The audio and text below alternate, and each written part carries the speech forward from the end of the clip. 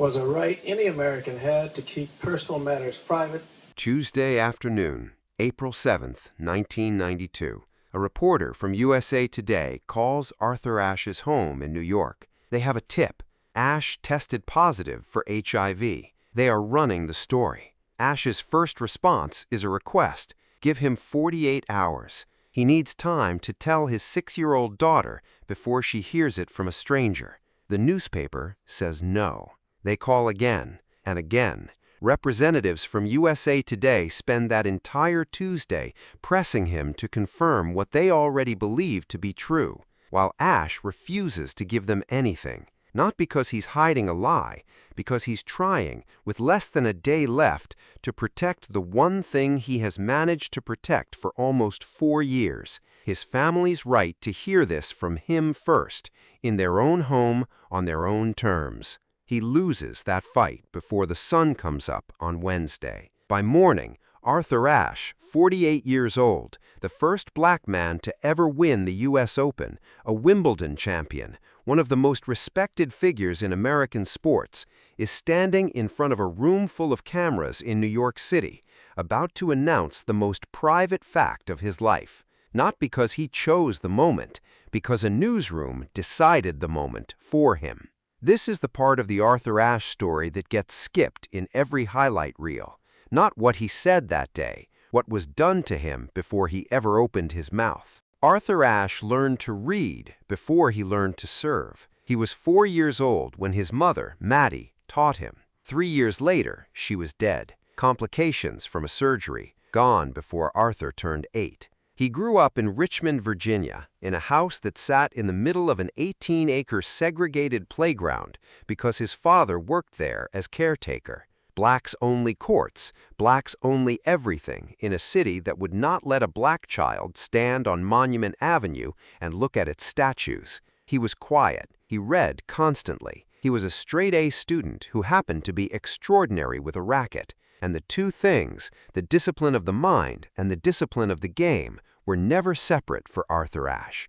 They were the same trait, pointed in two directions. By 1963, he was the first black player on the U.S. Davis Cup team. In 1968, still technically an amateur, he won the U.S. Open, the first black man ever to do it, and couldn't even keep the prize money because of his amateur status. It went to the runner-up. He didn't complain. He kept playing. By 1975, he'd won Wimbledon. By then, he was already something larger than a champion. A man who had spent years pushing against apartheid South Africa's refusal to let him compete there because of his skin, who had turned his own career into a slow, deliberate argument against a system built to keep men like him out. He knew what it was to have something taken from him by people who felt entitled to take it. He was about to learn it again, a different kind of theft, a private one. In 1979, at the height of his fame, Arthur Ashe had a heart attack. He was 36. Bypass surgery followed. His competitive career ended, not by choice, not by age, but by a body that had betrayed him at its physical peak. In 1983, a second heart surgery, a double bypass. And somewhere inside that operation, in an era before blood banks screened for HIV, contaminated blood entered his system. He didn't know it yet. Nobody did. 5 years passed. Then, in September 1988, Ashe was admitted to New York Hospital for surgery unrelated to his heart. Doctors ran routine tests. The results came back positive for HIV, the virus that causes AIDS. He was 45 years old. He had a wife, Jean, a professional photographer. He had a daughter, Camera, adopted 2 years earlier, not yet in kindergarten. And he made a decision that would define the next 4 years of his life. He would not tell the world. He told his closest circle, Jean, a handful of trusted friends, his doctors. Everyone else, including most of the tennis world that had followed his career for 2 decades, would not know. This was not shame. He said so himself later, in the plainest terms he had. Everyone in that room, he would tell reporters, had something personal they wanted kept private. So did he. He built a wall around 4 years of his life, brick by brick, protecting a small daughter from a headline she was too young to carry. It held for 3 years and 7 months. Then, a phone rang in a newsroom. Here is what happened inside those 48 hours, because the timeline matters more than anything in this story. Tuesday, roughly 2:30 in the afternoon, a USA Today reporter calls Ashe directly. They have a tip about his HIV status. They want confirmation. Ashe asks for 2 days. They refuse. Over the following hours, more calls come from the reporter, from editors, each one making clear that the paper considers this a legitimate news story about a public figure and that it is running with or without his input. Ashe spends that Tuesday doing something almost unbearable to picture, trying to negotiate the terms of his own exposure, one phone call at a time, while somewhere in the same city, a newsroom is finalizing a story about the inside of his body. By Tuesday night, he understands he has lost. There will be no 48 hours. There will be no time to sit his daughter down first, in private, and explain what AIDS meant and why it wasn't going to be talked about at school in whispers. So he does the only thing left available to him. He takes back the only thing he still controls, not whether the story runs, but who tells it. Tuesday morning, April 8, 1992, a press conference is called on a few hours' notice. Reporters arrive with no idea why.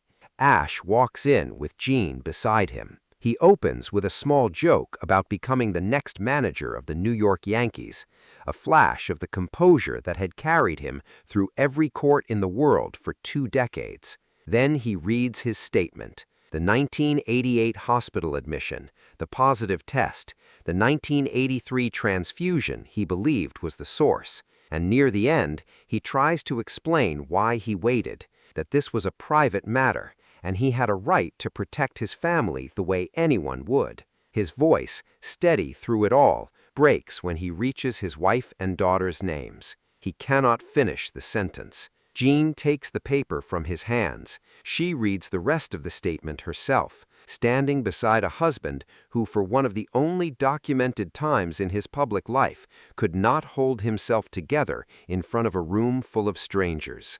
The room goes silent. People are crying. When questions finally come, Ashe answers them with the same grace he'd shown for 20 years, including one line that says everything about what had just been done to him.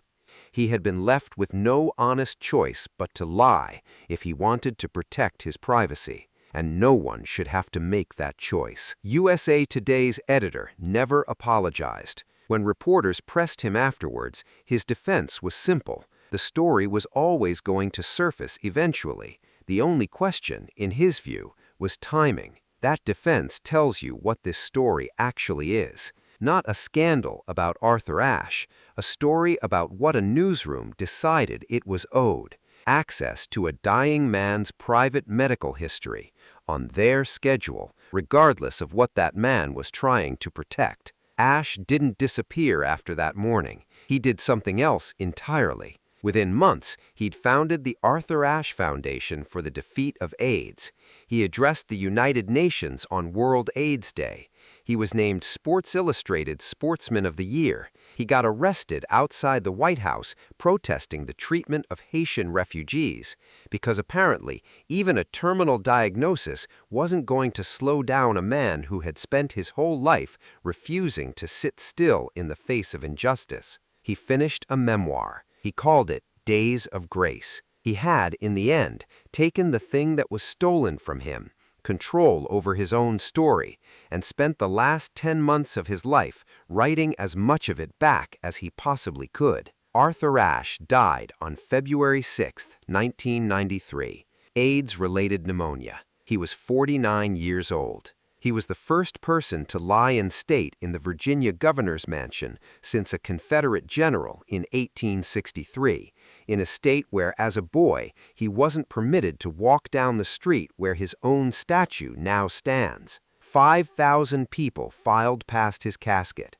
Nearly 6,000 attended his funeral. A newspaper thought it had broken a story about a famous man's illness. What it actually did was take 10 months that should have belonged to Arthur Ashe and his daughter and turn the first hours of them into a press conference he never wanted to give on a morning he never chose. He never got that time back. Nobody ever gave it to him. If this story hit you the way it hit me, hit that like button, subscribe for the ones history keeps almost forgetting, and drop a comment.